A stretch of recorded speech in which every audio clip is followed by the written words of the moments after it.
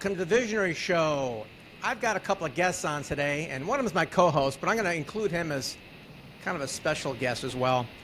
It's not often you have a guest on, or two people on the show, that represented at least over 10, 15 billion, that's $15 billion of value generated in their careers.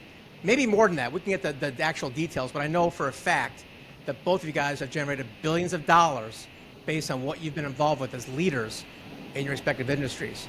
So without further ado, let's get to it. My name is Doug Crowe. I'm the founder of Author Brand, and we have Mr. Mohan Ananda, my co-host. Mohan, yes. How do you introduce yourself?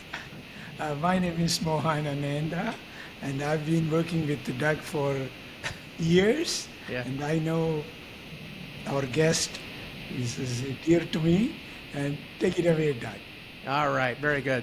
You used to say, I'm an ordinary entrepreneur. I used to smack you calling yourself an ordinary entrepreneur. You're nothing but ordinary. Our guest today is a gentleman I've known for quite a while, Mr. Gary Goldstein. And when I mentioned the billions of dollars in revenue generated, that's because he used to be in the entertainment industry and is responsible pretty much for the whole rom-com genre, as far as I'm concerned. The executive producer of Pretty Woman, as well as Under Siege, and his favorite one, I think, The Mothman Prophecies. So we'll talk a little bit about your background, Gary, but first I want to know about the man, and then we'll get into the mission. So we'll start with that. How are you? I am so well, it's almost unlawful. And but how can I have anything other than a brilliant day? I'm with Mohan Ananda and Doug Crowe. Oh my gosh, nice gushing. So, we're going to get into the main thing we're doing nowadays, but I always like to talk about a person's background and history. And I know you're a recovering attorney and whatnot, but tell us how you got involved with the entertainment business first, and then we'll lead into the current stuff you're doing with technology. The short version, hopefully short, when I was a kid, I was painfully shy. I was a daydreamer, and I fell in love with story. I fell in love with books at a very young age. And I just grew up living in this world of everything was story to me. And at that time, watched a lot of television as a kid, of course, and a lot of those shows were about attorneys and Perry Mason and all this. And I just had this, I'm a romantic, and a very naive romantic. And I looked at all of these shows and thought, wow, championing the underdog and having to tell great stories in a courtroom, God forbid something bad happens, right? So I grew up with these crazy ideas about what it would be to be an attorney. I went to college. I had great timing in life. I grew up in San Francisco. I'm born in New York. Grew up in San Francisco. Went to UC Berkeley undergrad at a time when it was all the tumult, all the unseating of a president, the ending of a war, a very dramatic time. And back then, we didn't have the word entrepreneur. You either went into academia or you took a corporate job. That was kind of the choice, and neither appealed to me. And anyway, long story short, I discovered in San Francisco, part of San Francisco, that this beautiful beleaguered community, we call it a ghetto. It's the Black community, wonderful, wonderful community, and they had a foundation that was trying to be the solution on all fronts for this community. So they had social workers and drug counseling and skills training and criminal defense in lieu of the public defender. They defended the adult indigents of this community. And I thought, this is what I was dreaming about growing up. I just didn't know it. So I went out there, long hair hippie, and I was terrified because I'd never been to the ghetto. There were projects, and it was like there were 3 white people, and I just grabbed the first person I saw, and I said, I need to work here. And they looked at me. You're afraid to be in Ironside versus Perry Mason, right? In a wheelchair. Yeah, they just thought I was crazy, and they said, "Wait a minute, are you an attorney?" I said, "No." "Are you in law school?" "No, not yet." Well, we have no money and go away. And I just wouldn't leave. I just kept showing up, and long story short, eventually they acquiesced and said, "Okay, I said, I don't need money. I just want to do 1-year internship for free. I'll sweep the floors. I don't care. I just want to hang out here." And that's what happened. And they actually taught me more than you learn in law school in the course of a year. So I became very involved and I loved it and I was very inspired. So I went to law school to become a criminal defense lawyer because that was what was in front of me. And long story short, it was one of the most brilliant chapters. Have you ever had a phase of your life, an experience that was like outstanding, brilliant? It helped form who you are as a human being, but you also knew it was a terrible career choice for you. And that's how I felt. It was one of the most inspirational things. I learned a ton. I made great friendships. It aligned with my values, all that stuff, but it was a very dark, harsh world, and I'm a romantic. It wasn't going to work. So I quit and decided I still, like storytelling is the thing, and I just didn't know what that looked like. And then suddenly I went, wait a minute. There's this thing on a big screen called film that, I didn't grow up thinking I'd be a filmmaker, but I love film like everybody else. And so I thought, you know what? I'm going to pack whatever fits into my my Volkswagen Carmen Ghia.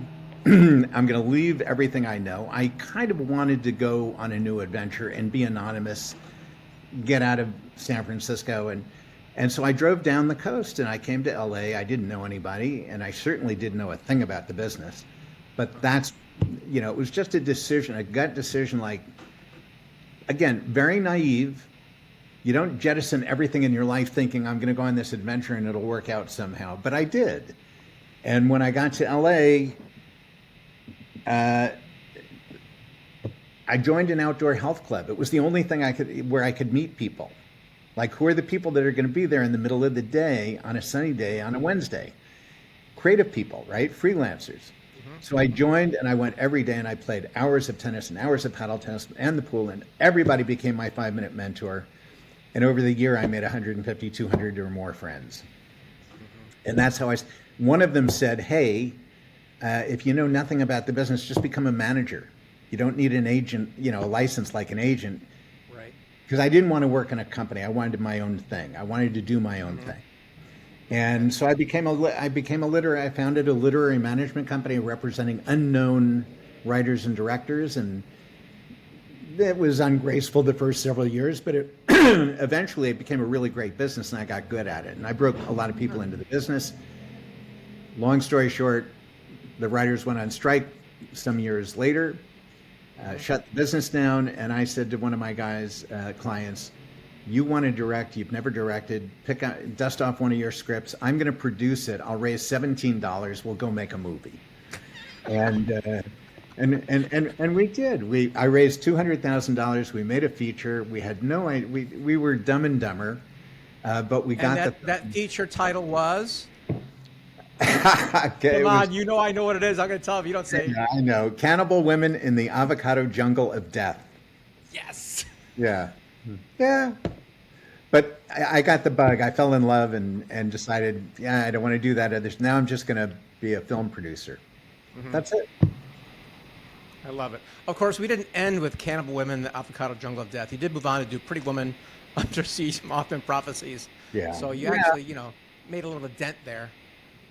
It was a very, I loved the process. I didn't honestly, I never really liked the business or the culture of Hollywood. I just loved the creative process. I loved working with writers and directors and actors and talent. It was like that lit me up. And frankly, I don't, you just never know if a particular story is going to hit a chord with an audience. You use your best judgment. You check with your gut and your heart and your mind, but it's a gamble, right? But I did love story. I'd read thousands of scripts, literally. I mean, I think I've read 13,000 scripts over the course of my time there. And I had a pretty good gut. But I got lucky, let's face it. I'd made a couple of here's where I got lucky. I made a couple of no budget indie films that no one has ever seen, my family included. And then I got this one script from one of my clients. I asked him he was a new client. His college stuff was too college-y, quirky. I said, you're very talented, but you need to write a new script, and it needs to be a romance. And I don't care if it's comedy or drama. And I said that because he was 23. He was 23. He had just ended his first great love relationship of 5 years. His girlfriend had left him. And I thought, and he wrote great women characters, very complex, beautiful women characters. And I thought, who do you ask to write a romance if not a broken-hearted guy who's a brilliant writer? There you go. So he handed me a script that was a drama, not a comedy, called 3000, which I won't tell you the story. It'll take 3 hours, but that's the script that eventually I set up at Disney and that was transformed into a comedy, and it's called Pretty Woman. It became, their highest grossing live action picture in their history, and still to this day, it's, 30. It's a dream for any producer to have even one title in your filmography that gives, that has a life that's 35 years and still as strong, if not stronger than it ever was, giving joy all around the globe to generations of viewers. So, I was. Let me interject here, Gary. Please go ahead. I just Gary. want to make a statement. It's The Pretty Woman is one of my, I wouldn't say even one. It is my most favorite movie. And whenever I tell people, I know who started that movie, and I become more important to them. So this is not an exaggeration. It's an honest statement. I just want to. I don't know, Mohan. I think I'm going to go with Cannibal Women and Avocado Jungle of Death as one of my favorites. Actually, Under Siege has a really good story behind it. If we have time for that short story on that, that'd be really interesting. Talking about the impact of a story. Yeah. Where I think you said a nuclear safety officer saw the movie, Gary? Yeah, I was giving a talk to an audience in somewhere in Orange County. I forget what it was, but afterward, in the lobby, and there were a lot of people milling around, and people were coming up to me, and this young fella came up to me with his young bride, and he said, "I want to thank you for that film." And he said, "I want to share a story if I may." And I said, "Of course, by all means." And it turns out, and I'm going to get this wrong, but he was in the service, and I believe it was the Navy, and it was the Navy, but I believe it was a battleship. In any event, I was never in the military. You might have guessed. I don't know the vocabulary, but he was on a battleship. He was in charge of security because this battleship was armed with nuclear weapons. So this was a big deal. Well, the story was that not long before the movie came out, starting at the Oval Office and the Department of Defense, they decided to strip all the budgets for security on board these battleships. They'd never had a problem. They were being cost conscious, et cetera, et cetera. He said, and it was horrifying. It was terrifying that we actually now, I was in charge of it, but I had no budget and there was no real security. And your film comes out and you shook up the military apparatus. They watched this film, and because yes, it was a fantastic plot, but a lot of the environments and the language that we used was actually authentic. We had a lot of consultants, admirals and all sorts of people. And they said, it just hit a chord where they said, oh my God, this could happen. It's a film, it's preposterous, but it could happen. And they reinstated all of the budgets and re-engaged all of the security on the battleships. It was like, and at first a movie. Like public policy in a movie, right? Like, you couldn't make that up, right? Yeah. Mohan, you guys experienced in the military, not directly, but indirectly, I know. So I don't know if you have any comments on that. Yeah, my military experience is really two areas. One, I worked with North American Defense Command in Cheyenne Mountain in Colorado Springs. And some of the things, many of the things I did, I can't talk about it. Let me start from there. However, this is where, right now, actually, it has expanded into what they call the Golden Dome. The idea is to protect the U.S. from any intrusion or any missiles coming to our area. So the most of the work, this is many years ago, the NORAD that's known, and still it continues. It's based on land-based, air-based, and sea-based defense systems. Whereas today, of course, they will continue with those three based, but it's mostly going to be space-based. That's Yes. just the started as strategic defense initiative. Now we are going into the Golden Dome, which is very similar to Iron Dome, which actually protect Israel, but it's all land-based. But Yeah. we are now going into a complete space-based protection, and it is going to be amazing, meaning nothing can penetrate to the. So that's the type of area I have worked with. I was involved. In addition to that, as you know, that I'm one of the primary architects of global positioning system, and GPS is a weapon system, and that is how we get. We can go and drop a bomb through a chimney or any minute thing you can think of. In fact, we can even drop on an individual walking on the road.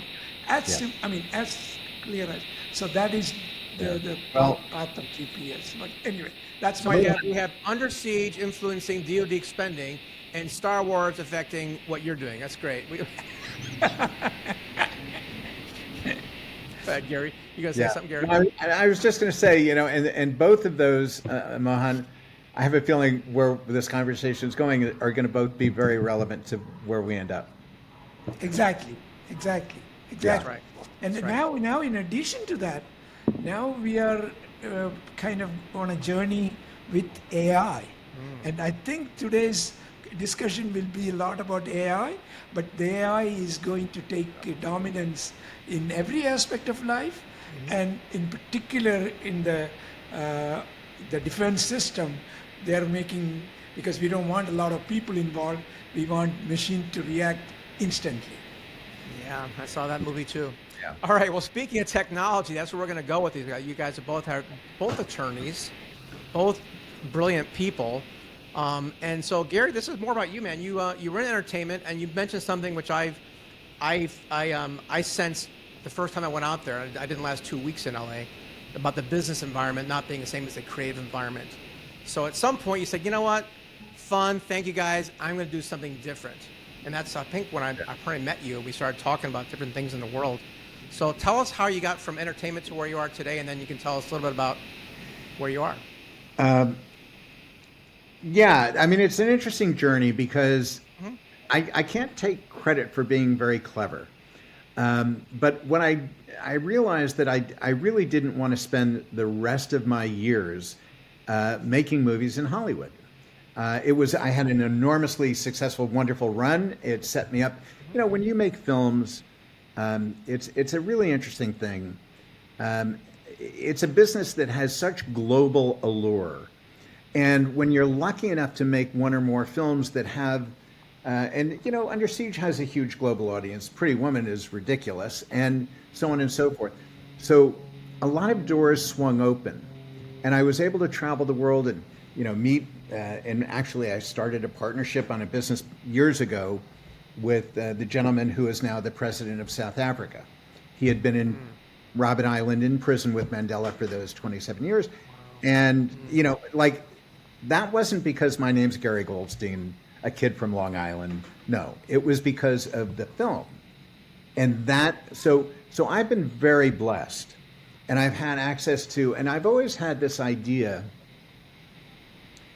and this is because of my dad, frankly, that whenever my work was one thing, but my secret mission, since I was fairly young, was what I called harvesting genius. It was to go throughout my life, the path of my life, identifying brilliant people I admire, people that inspire me, people that are making a dent in the world and doing really interesting things, regardless of geography or industry sector at all. So my job was to befriend these people. And as a result, if I read a book that inspired me, I would be a stalker. I would find the author and I'd track him down, and I'd call him, and we'd become, in time friends. I did this with speakers, with authors, with strangers, and So my greatest riches are the friendships that I've developed, and they're not a few dozen, it's hundreds and hundreds of really extraordinary people. And I was trying to think, like, if I were to step outside of Hollywood, because we don't see ourselves well. We have a different story about ourselves than we do. I see the value and opportunity in every person in business, but about myself, it's like, I'm not so good. I'm not really employable. So what would it look like if I could do the things? I love storytelling. I will finally say this many years, I'm actually really good at it. By the same token, I'm really good at strategy. I see and connect invisible dots really well. The less I know about a person's business, the more effective I am. And I started to think, well, what would that look like? And I thought, maybe I could be a consultant. And then I thought, no, I can't do that. Because consultants, they have 5 bestsellers on the New York Times list. They have websites that go on for days, and there's 17 ways to connect with them. And I can't do all that. That's not me.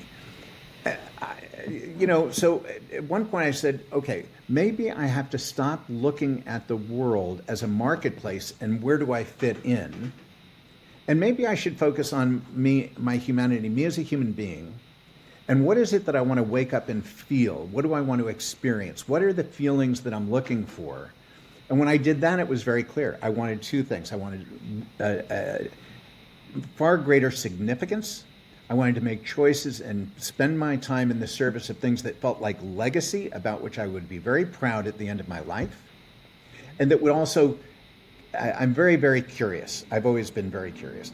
And that would constantly feed me a new meal where I'd learn every day and meet exalted people every day. And so significance was the first. And the second word that was part of my mantra was freedom. I want the freedom to travel literally and metaphorically. And long story short, I'm not that wealthy, but I've done okay. And I started looking and saying, I don't like the way most people invest their money. I don't want to do that. I tried it. I was terrible at it. I lost money. I want to do something that at least feels good. If I lose money, okay, but I want to feel good about it. And I started investing in early stage micro cap technology companies. And I had 2 criteria. Are they solving a problem that is huge and, if upon success, would improve the human experience? And number 2, do they have a team that is crackerjack, like really amazing people? And so I made a couple of mistakes early on, and I know why, and I learned from it. But I actually then started investing in several companies that I'm still a part of. But my nature is to meet people. So when I would invest in a company, before I'd invest, and once I've invested, I kept calling the chairman and the CEO and the CTO and the CFO and developing rapport. Mm-hmm. And this went on across a couple of companies in particular. And at one point, the chairman said, I was on a call, lovely guy, very sweet. And he said, I want to have a call next week with you and our CEO. And I knew the CEO, Josh, a lovely guy. And I said, sure. I didn't ask him why. It's like, why did they want to talk? I don't know. So I get on the call the next week. And at the end of an hour-long conversation, the chairman says, listen, we have a question for you. Would you consider joining our advisory board? And I was like, totally taken by surprise. And I said, I can tell you right now, the answer is a hell yes. But you have to answer me one question. Why? Why are you asking me to be on your advisory board? It's a very, very deep technology company. Anyway, long story short, they answered the question honestly and actually really beautifully in a way that I could relate to. What'd they So say? I said, yes, I'm in. And I've been working with them now for a number of years. We've had a great success together in terms of value exchange and ideas and introductions, all sorts of things. And the company is doing extraordinarily well. And I think it's on a trajectory to only do better. So that sort of changed my brain, and I went, oh, I don't have to have all these bestsellers, and I don't have to have a fancy website. I hate that. I don't want to be the product. I want them to be the product. I want our intelligence to be the medium, right? Our creative intelligence. Long story short, then I started, word of mouth got out, and I became a little bit confident that this was my new path. Long story short, I now advise a handful of tech companies. Actually, there's one company in the UK that I advise that's not technology per se, but the other few are, and they are extraordinary and doing really important work. So to be a part of the story, a little cell in the body of this big story, is way more exciting than anything I could have dreamt for myself. And it's a vision that I didn't have, but it's unfolded.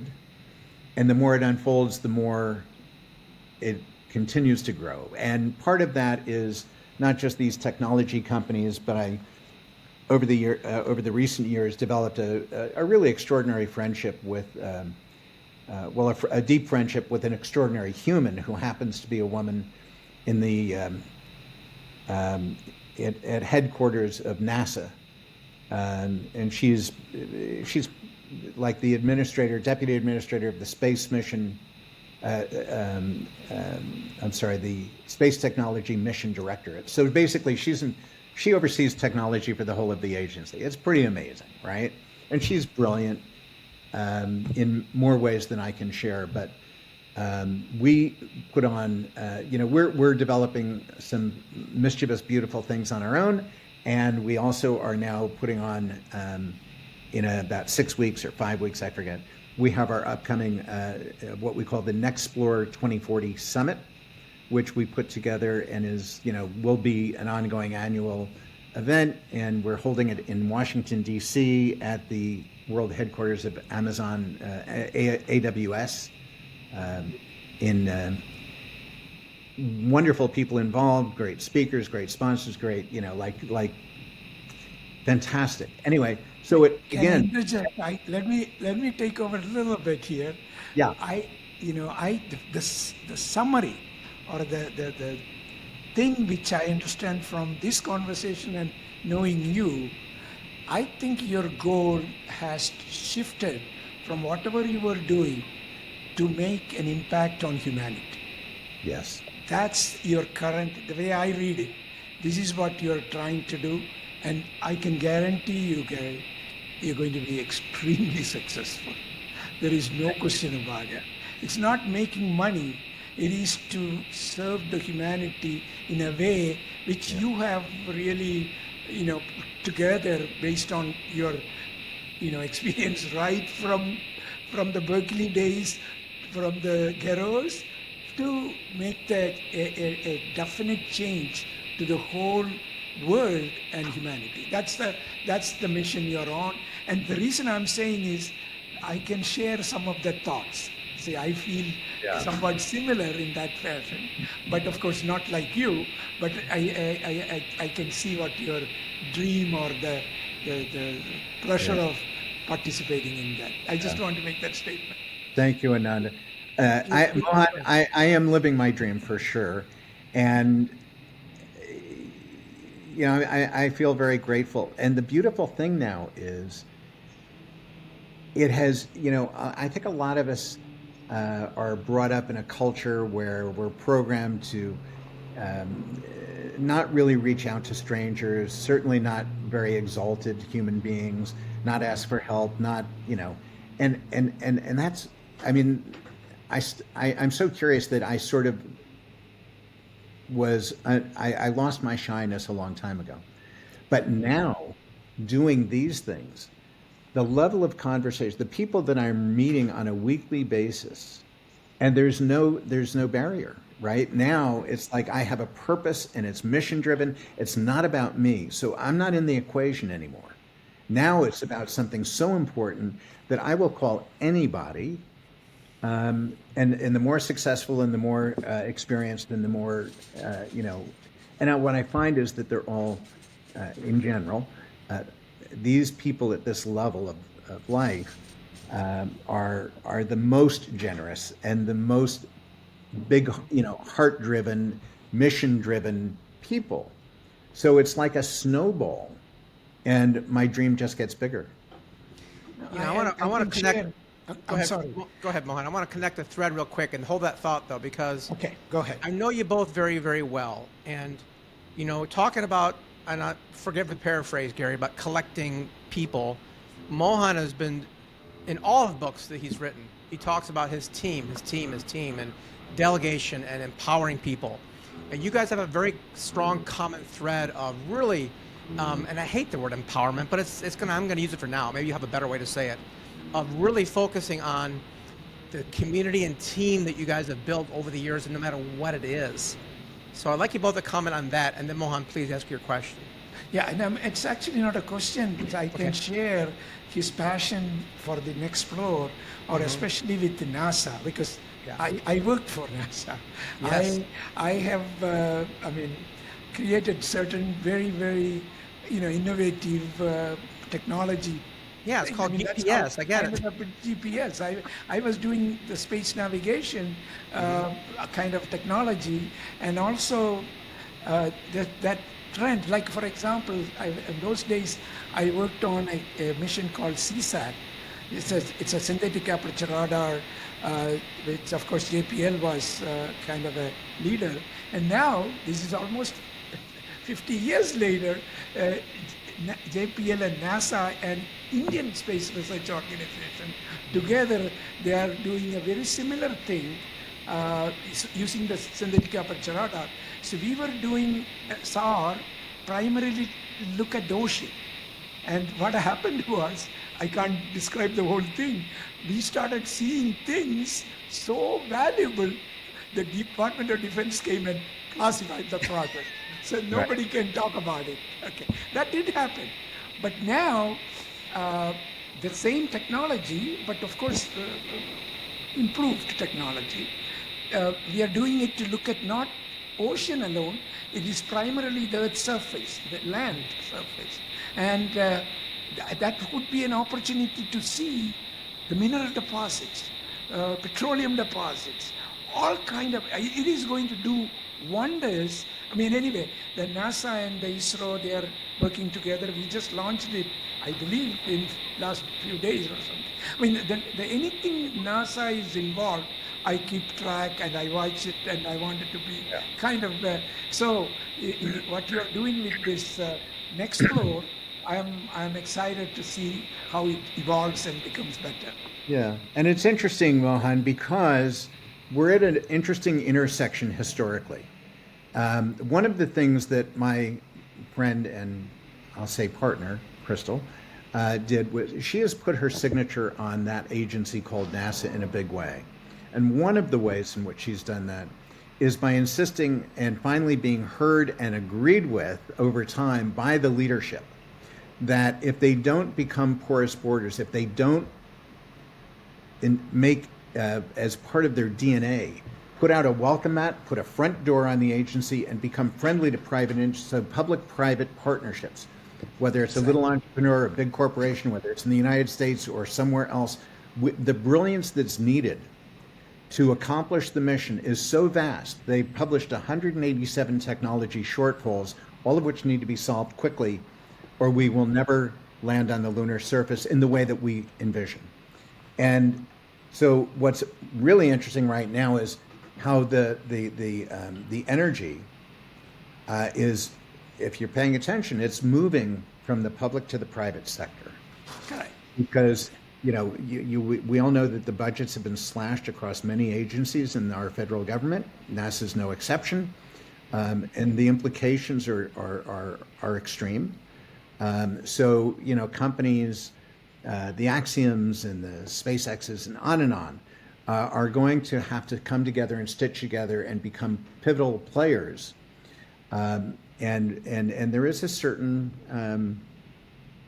I think space exploration as a whole is, people have different opinions about it. I think it's brilliant. And why is it brilliant? It's brilliant for a host of reasons, not the least of which is any technology we develop that would help take us to a sustainable community on another planetary body is going to first benefit us here on Earth.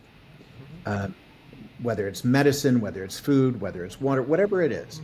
So number one, we reap the benefits here first, and then we deploy it. And the other is, there is some urgency around, we're not the only superpower anymore, and we're not the only ones who are launching, and we're not the only ones who want to be on the moon and ultimately beyond. And if we are not there, whoever gets there first has a significant advantage. And whether their ethic, whether their the lens through what is their intention?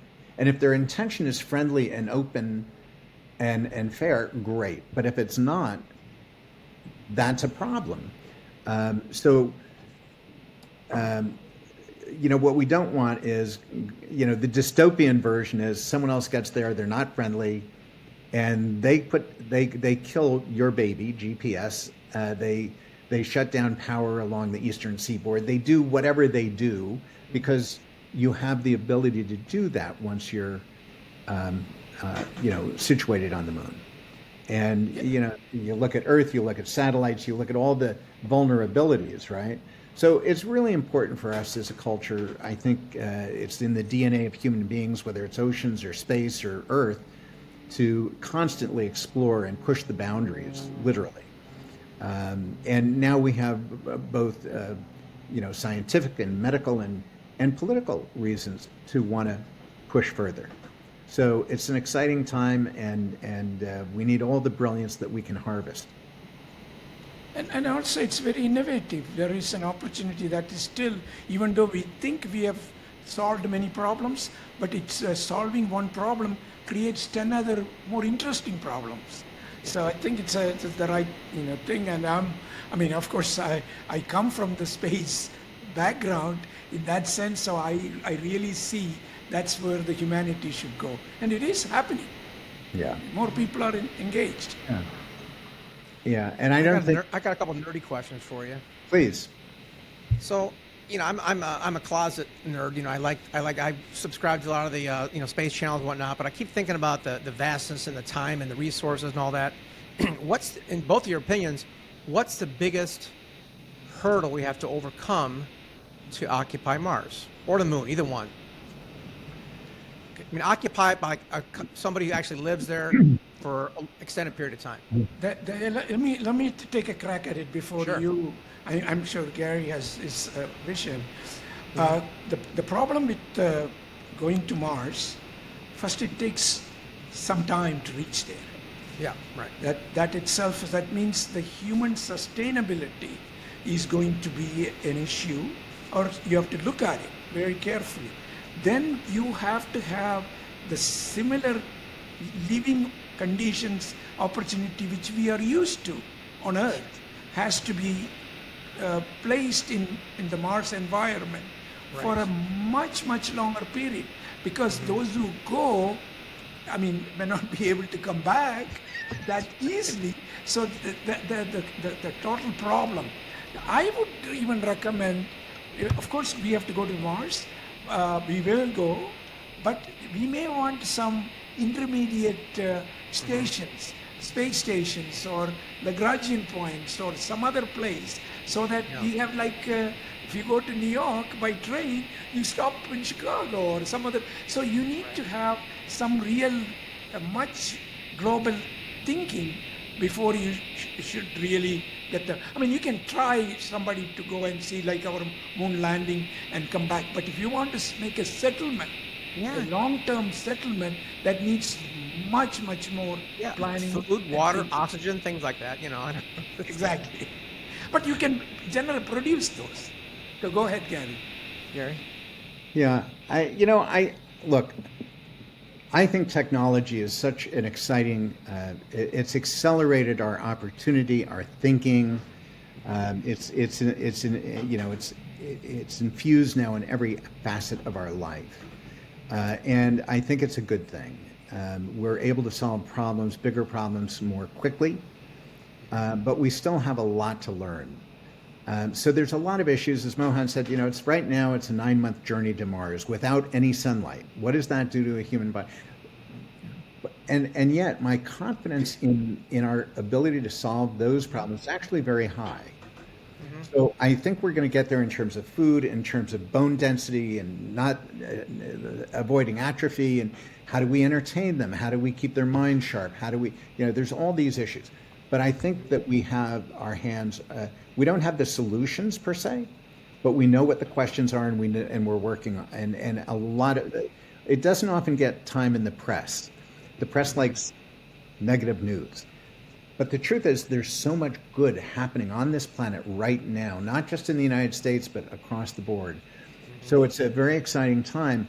I think, one of the things that I hope for, in answer to your question, Doug, is, I think right now our culture and certain others, if you look at gaming, if you look at movies, if you look at all our, what we're taking in, we have a majority of that is a rather dystopian view of the future. Yep. And for me, I think a lot of it starts with who are we and what do we believe? And what do we imagine for ourselves individually and collectively as a species? And I fear that right now, we need to move the needle and let people participate in imagining and creating through gaming and otherwise, which is really a critical technology, a solution engine, to see a more positive series of outcomes and a better future. Because I think where we focus our attention, what we believe, is the reality that we're going to live into. Energetically, I just know that's the case. So I think part of it is education and sharing with people, making them part of the story, getting them engaged, getting them to believe and participate. More kids coming into STEM education, becoming engineers, becoming solutionists, and being excited about where we can go, and that we have the capability. We have to believe in our capability to solve climate. We have to be able to believe in our ability to have a sustainable human community on the moon and everything in between. And so let me interject and say something related to that. Of course, going to Mars, we know there is Mars. Whereas if you go back in history, when Columbus came to America, he was not coming to America. He was trying to go to India. But somehow or other he found, then of course America became the best country in the world. Now, the reason we go to Mars is also to have an opportunity to extend the life of human species beyond Earth, meaning Earth could be destroyed, or there is a possibility. But the human beings have to be in some other place as well. But it is not immediate, but that thought process is always there. So we should pursue that path and see how adventure. So that will happen, and it is happening. I mean, the same way we even to Moon. Yeah, Mars is our logical choice. I mean, we have to use the moon as a way station, a learning experience. Sure. But Mars was the only atmosphere of a planet in our system that was very much like Earth's. It had green, it had plants, it had water, and some cataclysmic event turned it into the red planet. But we know from the lava tubes where you find frozen water that there were oceans, there were bodies of water, etc., and we can hopefully learn to reclaim that, and that's part of the challenge, of course. Yeah. But it's a fascinating one, and I listen. We've got a long way to go, but I think that I'm very hopeful that we will learn a lot in the process of inhabiting and having a human community on the moon. We will learn a lot about what's possible in space for human beings. Right. So in a movie metaphor, we need more movies like The Martian versus Independence Day. We need more positive ones. It's so funny you mentioned that. I just for a shot in the arm, I rewatched The Martian last week. Uh-huh. Yeah. Yeah. Now, of course, in terms of Mars, I mean, again, how's the magnetic poles over there? Are they able to block out the solar wind? If not, anything you build there is going to get wiped out with a big blast. I think they are studying about those things. Even in Earth, the the pole is reversing and all kind of things happening on Earth too. So the Mars, I to the extent I know, it has some very similar features like Earth, but I don't believe we have anything which will destroy the conventional knowledge what we know in the industry. I think it is applicable, and we will learn more as we go. That's another reason. I love you guys. Long-term thinking. I love that. Gary, we talked earlier about your event coming up. I'm going to talk about that for a few minutes and wrap this up. We got 5 or 10 minutes left. Tell us more about Nextplore. And I saw the one thing on the challenge with the prize and stuff, and it seems like it's mainly for like really, really technical, smart people. I mean, tell us what it's about and who it's for. It's for everything from investors to students, from entrepreneurs to scientists. We will have a very high-end audience, but they come from all walks of life, because it's really not about, this is not for rocket scientists. This is for human beings who happen to have a deep interest in technology, in investing, and supporting things, in learning as students, et cetera, et cetera. So it's going to be a very diverse audience, but it's and it is, we hope, the premier, becoming increasingly the premier event charting the future of extended human, lunar, and Martian habitation. But it's called Nextplore 2040. Nextplore being the nexus of exploration, and our tag is Discover, Create, Accelerate. But it's if you go to, you can learn more if you go to a website. It's xfoundry, xfoundry.org/Nextplore, Nexplore.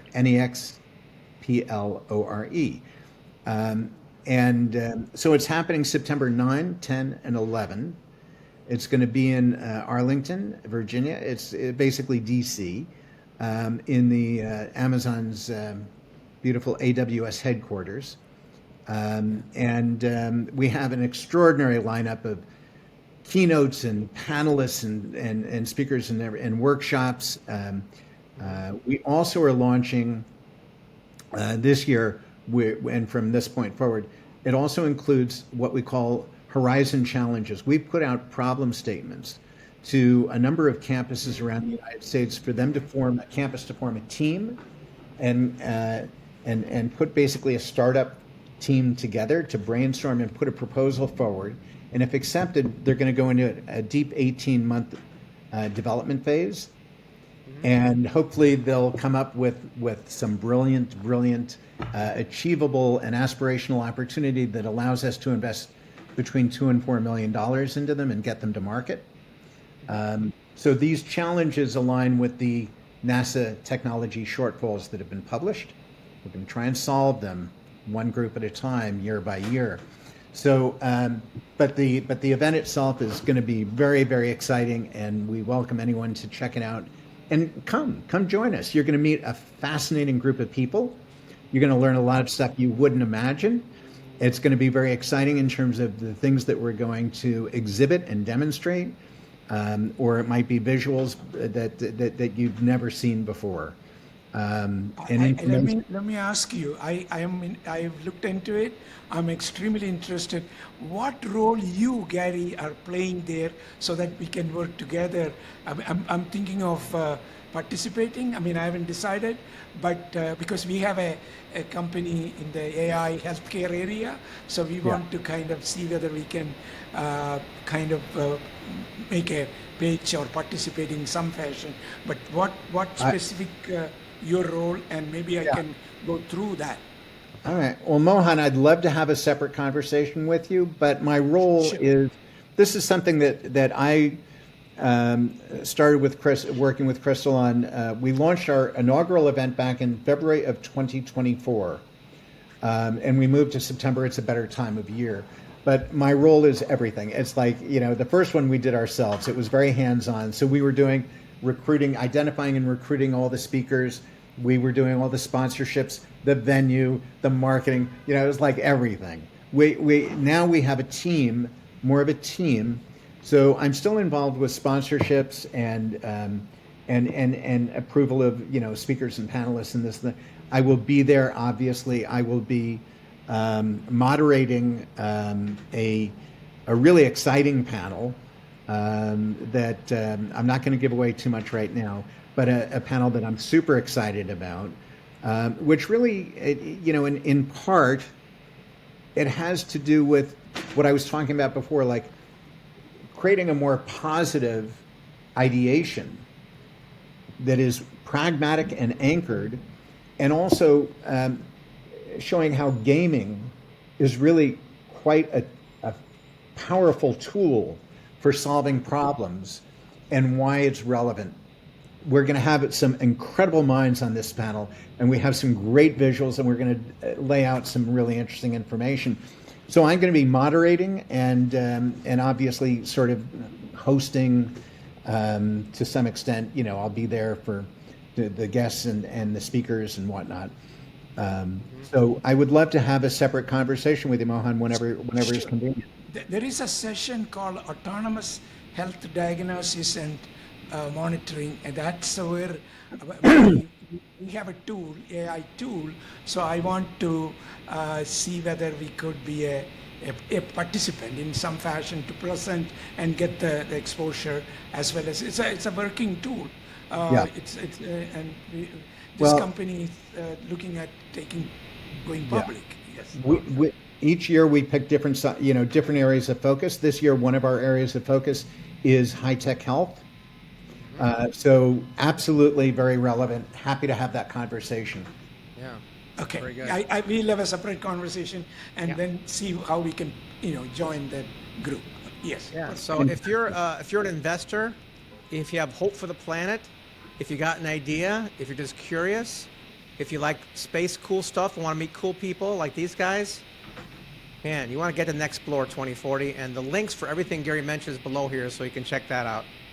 So we have a few minutes left. I want to hear some parting words of wisdom, some positive words of hope from both of you. So go ahead, Mohan, you first, then Gary, you can wrap it up. I defer to Mohan. I am a half full guy. Half full meaning I'm full of very what? optimistic. Very optimistic. I mean, I know people close to me half empty. They see the same half glass. They always think what could be go wrong. But mine is really how you can.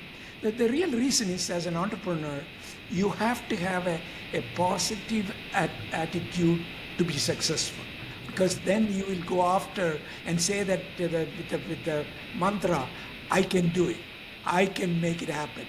So that's the type of things I have, and I believe in, especially in the coming. I've written a book, which of course you helped me. It's called Life with AI. It's one of the areas, Life with AI, which basically talks about how the human life is changing and advancing with the technology, and which has been ever since the Industrial Revolution. It's nothing new. We are going in that path, but now we are growing, in my opinion, exponentially. It's growing faster because there are things we are still in the AI space, embryonic. We are in the early space. So it is going to do wonders, and many things we don't know yet. So I just wanted to say, just limiting, that we are even though there are many challenges, but the quality of life and the ability to do things so good, so the human race is progressing in the right direction. So that's with a very positive note. I let Gary finish his thought. Mr. Goldstein. Thank you, Mohan. To me, it really comes down to one thing. Every single person on this planet is special and unique and valuable and necessary. You're here for a reason. And so a couple of thoughts. One is believe in yourself first. Learn to love yourself, learn to believe in yourself, whatever that, and it often takes many of us years to figure this out. But it's pivotal. And part of that is also, how do you express yourself in the larger human community? And, really doing a deep dive and not following common wisdom or feeling peer pressure or, worrying about, I've always been fortunate, but I've never made money my driver. I did what I thought was mine to do. I got what I was excited about. And I would encourage people to dare to take that chance on yourself and figure out what is it that it really lights you up. What do you think, what is it that actually excites you? Like, if you could do that for a living, oh my God. And that you're actually good at. And then chase that. That was a gift that my father gave me. He believed in me, and when I quit being an attorney, he actually was happy. He was way ahead of his generation. But, learn to love yourself, believe in yourself, and find the thing that is really, truly expressive of who you are at the deepest level, and go after it. Go after your dream. And don't worry so much about all the negativity in the news and this and that and the other thing. There's so much good in life, so much good that's happening on this planet right now. So the other piece is court human beings, chase human beings who are people you admire, who are uplifting, who are positive, who will support you. That's everything. It's like half the reason I'm able to do what I've done is because of the people around me, not because I'm that special, but because I associated and uplifted as a result of those friendships. Mm-hmm. So I say, make really good friends with great people. It will pay dividends. And believe in yourself, love yourself, and try to find the thing that really merits you spending your precious life doing that. To quote A Bug's Life, more movie quotes, he's quite the motivational speaker. Brilliant, Gary. I just love you guys, both of you guys, so much. It's very, very enlightening and empowering and inspirational for sure. So thank you so much, both of you, coming on the show today, the Visionary Show with Mohan and Ananda. And we look forward to seeing you guys again very soon, probably in Virginia. Thank you. Thank you very much. Thank you so much, Mohan. Thank you. Thank you. I appreciate it.